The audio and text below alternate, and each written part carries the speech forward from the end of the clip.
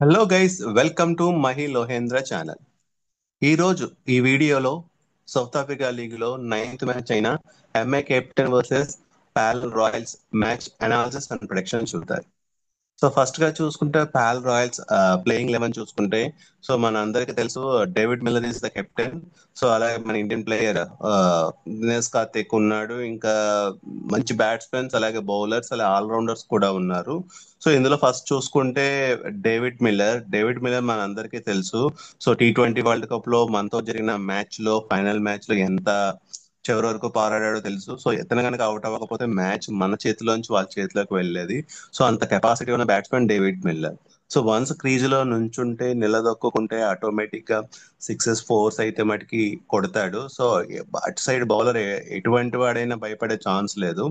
So but score అయితే నెమ్మదిగా కదిలించి సో భారీ స్కోర్ వచ్చే విధంగా చేసేంత సత్తా డేవిడ్ మిల్లర్ ఉంది. సో ఇంకా జోయ్ రూట్ చూసుకుంటే, జోయ్ రూట్ మనందరికీ తెలుసు is a most experience person.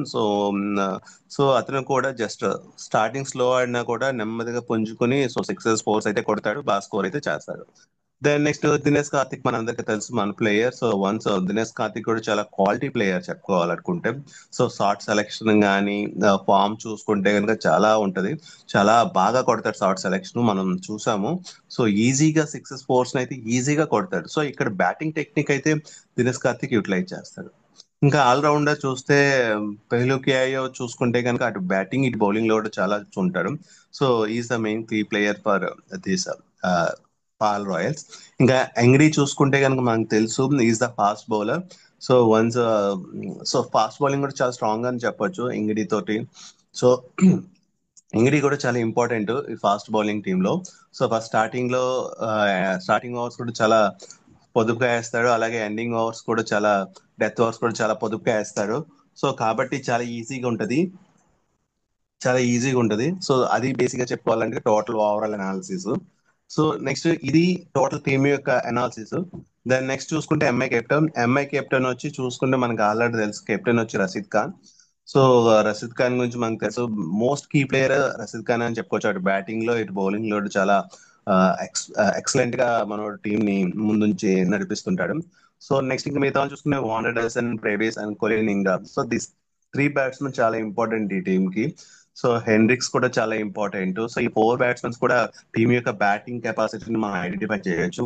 So once Brevis అన్నది మనకు తెలుసు, చాలా హిట్టింగ్ చేస్తుంటాడు, చాలా స్ట్రైక్ రేట్ మెయింటైన్ చేస్తుంటాడు. ఇంగ్రామ్ కూడా అలవోగ్గా సిక్సెస్ ఫోర్స్ అయితే కొట్టాడు. సో ఇంకా నెక్స్ట్ బౌలింగ్ విధానానికి వస్తే Trent Boult and Rashid Khan చూసుకుంటే చాలా స్ట్రాంగ్ గా ఉన్నారు ఇక్కడ. సో రషీద్ ఖాన్ మనకు తెలుసు అవసరమైన టైంలో రన్స్ ఇవ్వకుండా వికెట్ తీసే సత్తా ఉంది. సో ఏ బ్యాట్స్మెన్ ఉన్నా కూడా అతని యొక్క ఓవర్ ని జాగ్రత్తగా ఆడాలని ఆలోచిస్తాడు. సో ఇది అందరికీ తెలుసు. సో రషీద్ ఖాన్ అనేది చాలా ఇంపార్టెంట్ ఈ టీమ్ కి. అలాగే Trent bowled speed star, New Zealand fast bowler. So ఇతను కూడా ఫాస్ట్ బౌలింగ్ చాలా బాగా వేస్తారు. యార్కర్స్ వేస్తే వన్స్ బ్యాట్స్మెన్ చాలా ఇబ్బంది పడతారు. సో ఇది ఓవరాల్ గా ఎంఐ కెప్టెన్ యొక్క టీమ్ అనాలిసిస్. ఇంకా నెక్స్ట్ పిచ్ విషయానికి వస్తే, ఈ మ్యాచ్ వచ్చి మనకి January 15, 2025 9 PM అయితే స్టార్ట్ అవుతుంది. సో బాల్ అండ్ పార్క్ పార్లో జరుగుతుంది. సో ఈ పిచ్ వచ్చి పాల్ రాయల్స్ కి ఓన్ పిచ్ కింద చెప్పుకోవచ్చు. సో కాబట్టి ఇక్కడ పాల్ రాయల్స్ కొంచెం సపోర్ట్ ఎక్కువ ఉండొచ్చు. సో నెక్స్ట్ ఇంకా చూసుకుంటే టీమ్ లాస్ట్ 5 మ్యాచెస్ ఫార్మ్స్ చూసుకుంటే పాల్ రాయల్స్ వచ్చి లాస్ట్ 5 మ్యాచెస్ లో 4 మ్యాచెస్ అయితే ఓడిపోయింది, ఒక మ్యాచ్ నెగ్గింది. ఎంఐ కెప్టెన్ లాస్ట్ 5 మ్యాచెస్ లో 3 మ్యాచెస్ విన్ అయింది, 2 మ్యాచెస్ అయితే ఓడిపోయింది. సో ఇంకా హెడ్ టు హెడ్ చూసుకుంటే లాస్ట్ 10 మ్యాచెస్ లో 5 మ్యాచెస్ ఆడిన బోత్ టీమ్స్, అందులో పారలాయిస్ ఒక మ్యాచ్ నెగ్గితే, సో ఎంఐ కెప్టెన్ 4 మ్యాచెస్ నెగ్గింది. సో ఇక్కడ చూసుకుంటే ఎంఐ కెప్టెన్ కొంచెం ముందులో ఉందని చెప్పుకోవచ్చు. సో 3 మ్యాచెస్ అయితే ఎక్కువ నెగ్గింది. నెక్స్ట్ పాయింట్స్ టేబుల్ చూసుకుంటే ఎంఐ కెప్టెన్ 3 మ్యాచెస్ లో 2 మ్యాచెస్ విన్ అయింది, ఒక మ్యాచ్ ఓడిపోయింది, టోటల్ 9 పాయింట్స్ తో ఉంది. అలాగే పాల్ రాయల్స్ 2 మ్యాచెస్ లో 1 మ్యాచ్ నెగ్గి 1 మ్యాచ్ అయితే ఓడిపోయింది, 4 పాయింట్స్ తో ఉంది. సో ఇక్కడ చూసుకుంటే ఎంఐ కెప్టెన్ కూడా ఇక్కడే ముందంజలో ఉంది. సో నెక్స్ట్ టీమ్ కంపారిజన్ చూసుకుంటే లాస్ట్ 10 మ్యాచెస్ లో పాల్ రాయల్స్ వచ్చి 30% విన్ అయిందండి, 3 మ్యాచెస్ విన్ అయింది. So 149 is the average score and 176 is the highest score and lowest score 83. ఇక ఎంఐ కెప్టెన్ చూసుకుంటే 10 మ్యాచెస్ లో 4 మ్యాచెస్ అయితే విన్ అయిందంటే 40% విన్ అయింది. యావరేజ్ స్కోర్ వచ్చి 154, హైయెస్ట్ స్కోర్ వచ్చి 248 అండ్ లోయెస్ట్ స్కోర్ వచ్చి 80. సో ఇక వెదర్ రిపోర్ట్ చూసుకుంటే 79% హ్యూమిడిటీ అంటున్నాడు. బట్ ఇక్కడ అన్లక్కీ పాయింట్ ఏంటంటే సో 60% రైన్ వచ్చే ఛాన్స్ ఉంది అంటున్నాడు. చూడాలి. బట్ రైన్ వస్తే కనుక మనకి 100% రైన్ ఛాన్సెస్ అయితే చెప్పలేదు. 60% ఛాన్స్ ఇచ్చాడు కాబట్టి కొంచెం మ్యాచ్ డిస్టర్బ్ చేసే అవకాశం ఉన్నా కూడా సో మ్యాచ్ అయితే మరి కంప్లీట్ అవుతుంది. నెక్స్ట్ ఇంకా వెన్యూ స్టాట్స్ చూసుకుంటే ఇక్కడ 5 మ్యాచెస్ జరిగితే టోటల్ ఫస్ట్ బ్యాటింగ్ చేసిన టీం 40% విన్ అయింది. సెకండ్ బ్యాటింగ్ చేసిన టీం 60% విన్ అయింది. అలాగే యావరేజ్ ఫస్ట్ ఇన్నింగ్ స్కోర్ వచ్చి 173, యావరేజ్ సెకండ్ ఇన్నింగ్ స్కోర్ వచ్చి 142.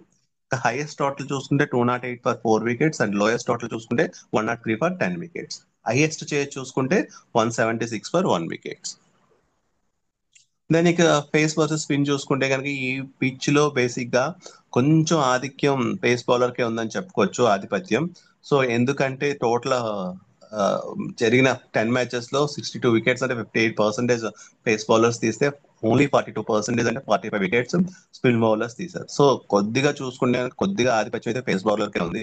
సో కొద్దిగా పేస్ బౌలర్లు అయితే వాళ్ళ యొక్క లైక్ బౌలింగ్ బేస్ చేసుకుని ఇక్కడ వికెట్స్ తీసే అవకాశాలు ఎక్కువ ఉన్నాయి.